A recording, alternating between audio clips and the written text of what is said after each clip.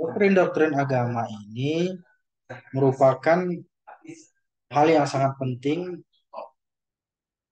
yang kita pahami dalam akidah ya. Karena doktrin ini kan saya bilang tadi bahwa pada dasarnya merupakan kebutuhan dan fitrah manusia. Bahwa manusia itu butuh terhadap Allah gitu. Jadi kalau butuh terhadap Allah, berarti manusia itu butuh terhadap agama. Agama inilah yang akan mengajarkan manusia ya bagaimana cara mengenal Allah Subhanahu wa taala.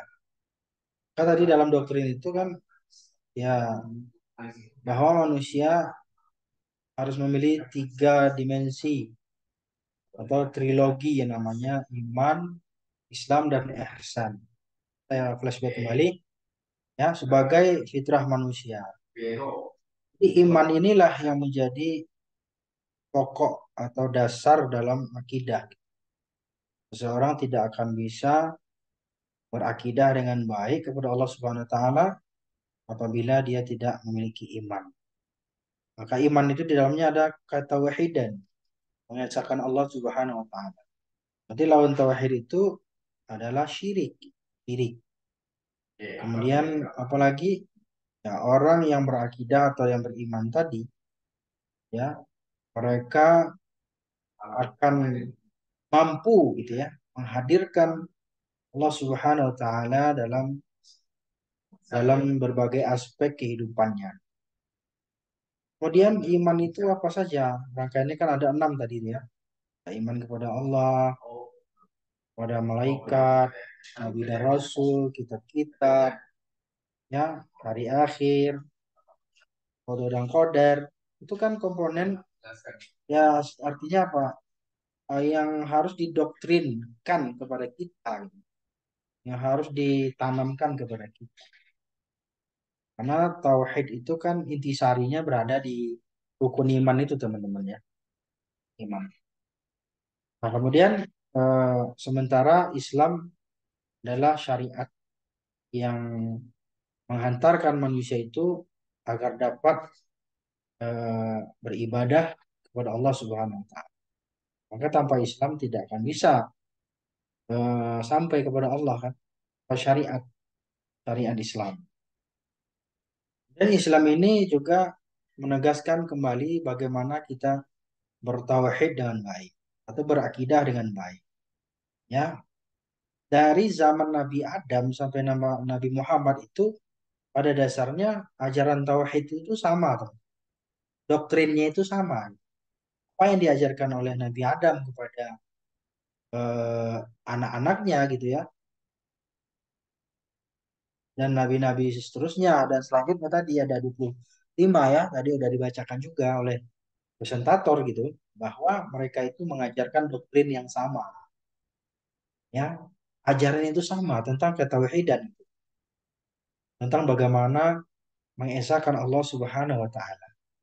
Inilah yang harus kita pahami dalam doktrin akidah ini, bahwa seluruh para nabi dan rasul itu mereka membawa ajaran yang sama sampai kepada Rasulullah SAW dan sampai kita umat ini di akhir zaman. Jadi tidak ada perbedaan itu.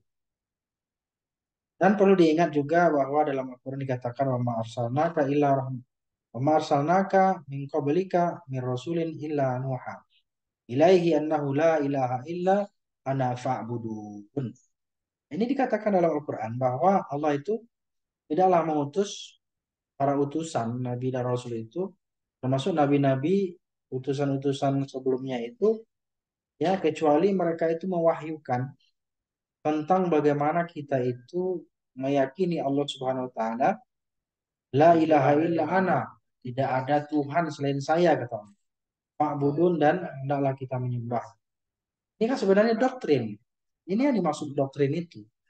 Bagaimana para nabi-nabi itu, para rasul-rasul itu mengajarkan ajaran yang sama, yang menjadi eh, benteng dalam sebuah keyakinan kita, yaitu keyakinan adanya Allah Subhanahu wa taala sebagai Tuhan yang wajib kita sembah.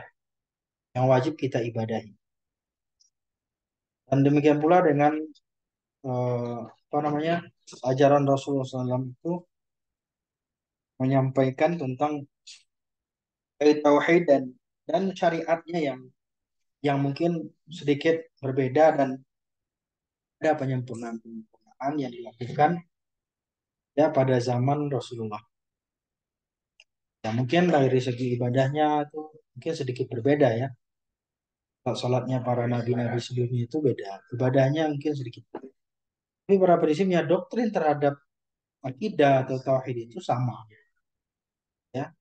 Maka eksistensi Tuhan ini merupakan sebenarnya fitrah dari setiap manusia. Manusia itu fitrahnya meyakini ya bahwa adanya Allah Subhanahu wa taala. Hanya dalam hadis Nabi itu setiap orang yang lahir itu mauladun mauludin yuladu alal fitrah. Dilahirkan semuanya itu atas fitrah. Fitrahnya apa? Yaitu mereka itu meyakini bahwa adanya Allah Subhanahu wa taala sebagai Tuhan. Ya, maka fitrah beragama ini menjadi penting ya. Ya, ini sangat penting difahami bahwa secara otomatis ketika kita menyadari tentang fitrahnya bertuhankan kepada Allah, ya, dan kemudian tentu kita juga akan secara otomatis akan menerima tentang ajaran-ajaran agama. Karena tanpa agama manusia tidak akan bisa menjalani kehidupannya gitu. Karena manusia itu mengerti tentang baik dan buruk itu adalah berdasarkan kepada agama Islam yang dianut, yang diyakini sebagai jalan untuk menuju keselamatan. Contoh misalnya bagaimana eh, dalam Al-Quran itu ya dalam dikisahkan tentang Nabi Ibrahim alaihissalam ya itu mengenai bagaimana dia itu eh, mencari ya cari sosok Tuhan gitu. Dia berbagai macam fenomena yang terjadi di alam ini dia awal-awalnya itu kan sebelum jadi nabi tentunya ya ada semacam kebingungan bingungan. Tetapi pada dasarnya fitrah itulah yang akan mengantarkan manusia kepada keesaan Allah itu, kepada ketauhidan itu, ya. Nah,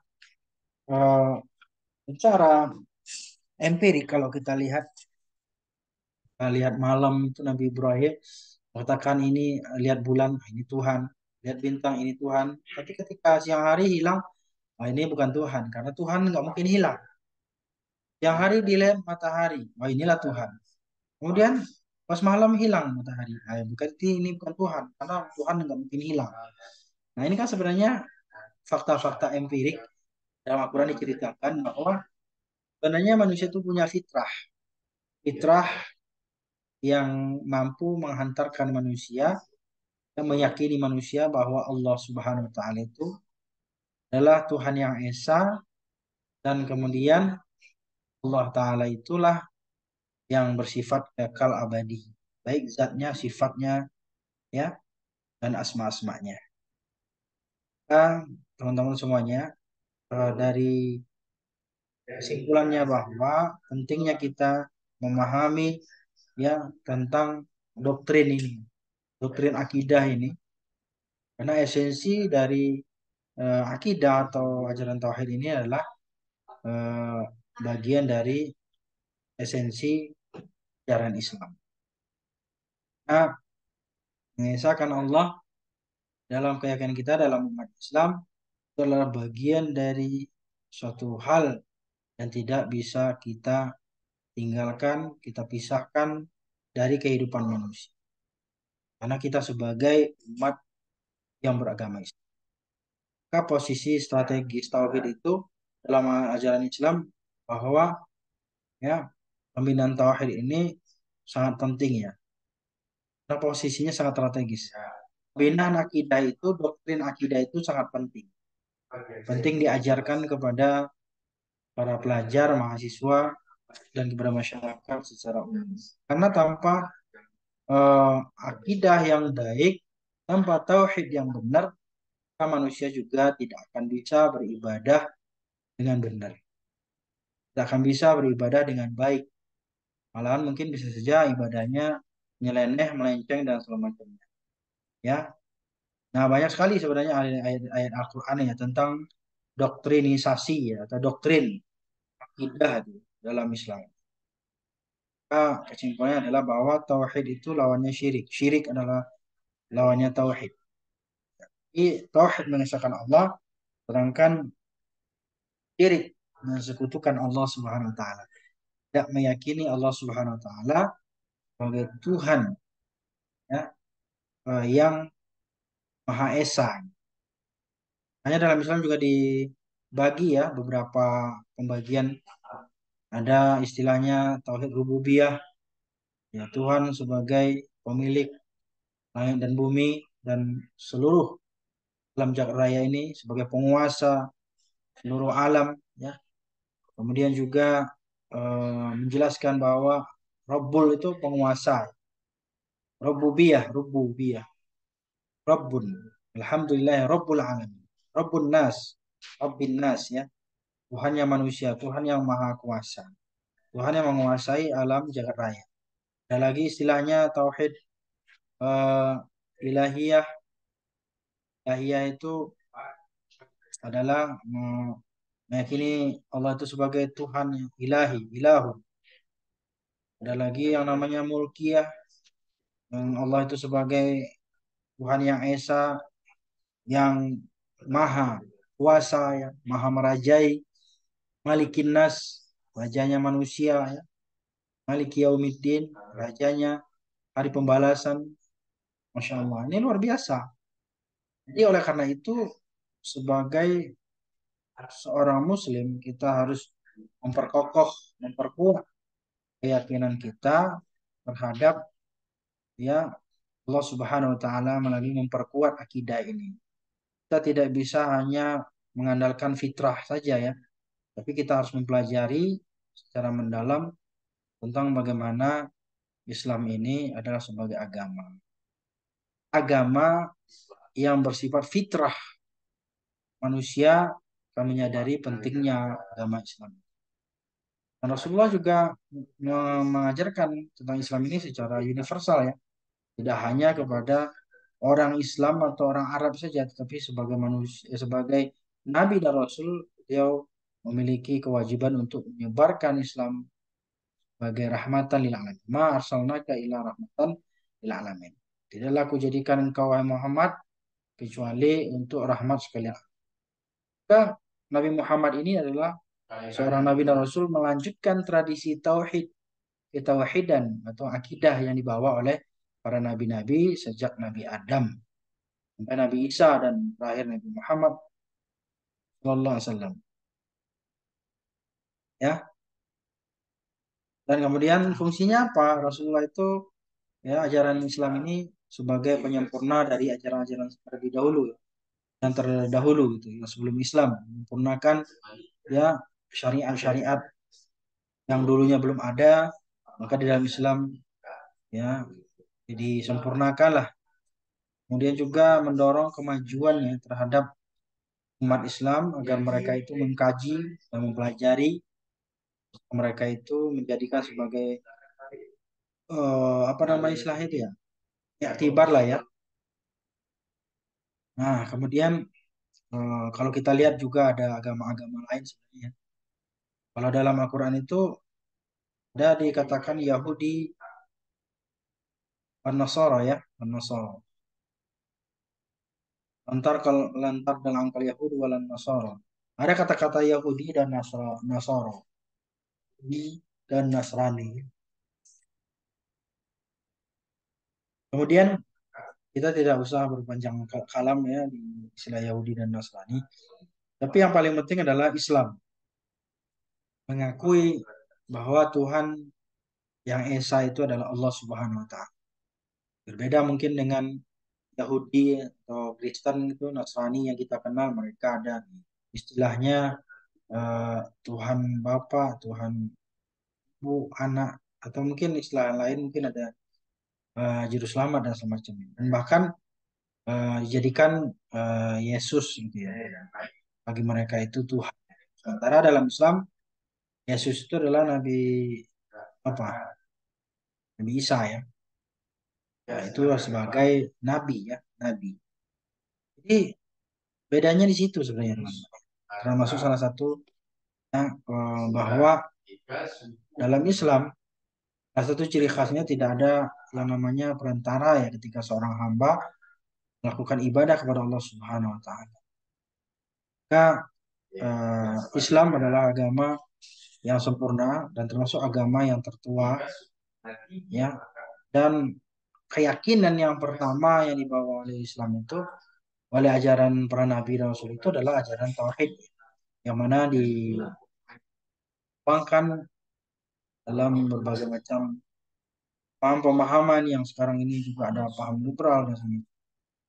Ya, tapi yang paling penting adalah kesimpulannya sebagai seorang muslim kita harus mempelajari agama kita dengan baik dan benar. Jangan sampai nanti salah kaprah, salah dalam memahami agama karena dengan tidak adanya kemampuan dan keinginan kita untuk mempelajarinya.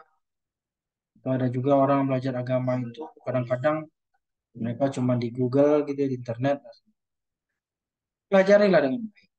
Karena doktrin akidah ini nggak bisa main tebak-tebakan gitu. Dia harus merupakan suatu ilmu yang pasti ya. Harus kita pelajari berdasarkan guru ataupun ustadz ataupun dosen. Demikian saja mungkin barangkali sebagai tambahan ya, yang dapat saya sampaikan teman-teman ya. Mudah-mudahan bisa difahami dengan baik. Ini pelajarannya tentang doktrin akidah akidah Islam ini ya kita betul-betul eh, memperdalam ya dengan baik gitu. Agar keimanan kita, akidah kita bisa kuat dan tangguh. Kalau kuat dan tangguh berarti kita juga dalam berislam juga akan kuat dan tangguh. Kita juga akan dapat mengamalkan seluruh ajaran Islam itu dengan baik dan sempurna. Itu saja barangkali. Terima kasih.